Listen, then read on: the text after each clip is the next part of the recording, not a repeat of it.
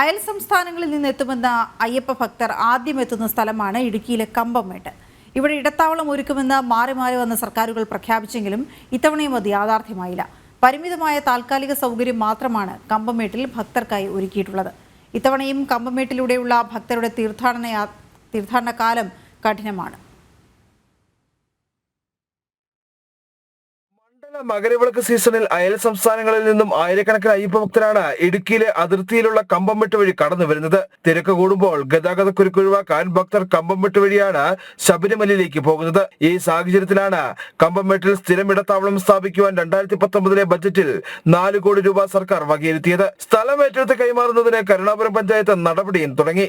ഇടത്താവളത്തിനായി Kambammettu community ഹാളിന് സമീപം സ്വകാര്യ estate സൗജന്യമായി വിട്ടു നൽകിയ 20 സെന്റ് അടക്കം 65 സെന്റ് സ്ഥലം വാങ്ങി കരുണാപുരം പഞ്ചായത്ത് രജിസ്ട്രേഷൻ നടപടിയും പൂർത്തിയാക്കി.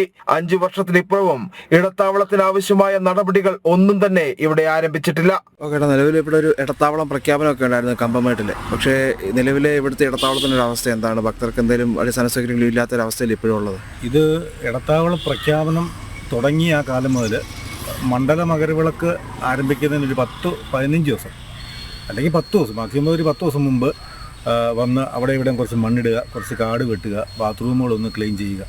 ഇതല്ലാതെ കൊണ്ട് ഈ പ്രഖ്യാപനത്തിന് ശേഷം ഇവിടെ ഒന്നും നടന്നിട്ടില്ല. എല്ലാ വർഷവും ഞങ്ങൾ ആവശ്യപ്പെടുന്നതാണ്. അയ്യപ്പ സേവാ സമിതിയും അതുപോലെ തന്നെ വിവിധ രാഷ്ട്രീയ എല്ലാവരും ഇതിനകത്ത് ആവശ്യപ്പെടുന്നതാണ്. ഇവിടെ ഇടത്താവളം വേണം.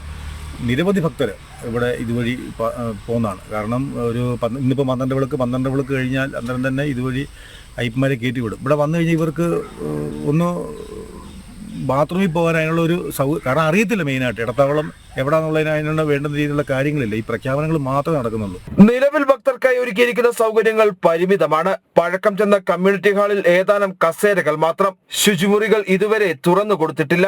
ഷെഡുകൾ നിർമ്മിച്ചിട്ടുണ്ടെങ്കിലും ചുറ്റുവട്ടമാകെ ചെളിക്കുളവും. ഇത്രയും ഹീനമായ അന്തരീക്ഷത്തിൽ വേണം ഭക്തർ വിരിവെച്ച് വിശ്രമിക്കാൻ. ഭക്തർക്ക് പ്രാഥമിക ആവശ്യം നിറവേറ്റുന്നതിനുള്ള സൗകര്യങ്ങൾ അടക്കം ഇവിടെ ഒരുക്കേണ്ടതായിട്ടുണ്ട്.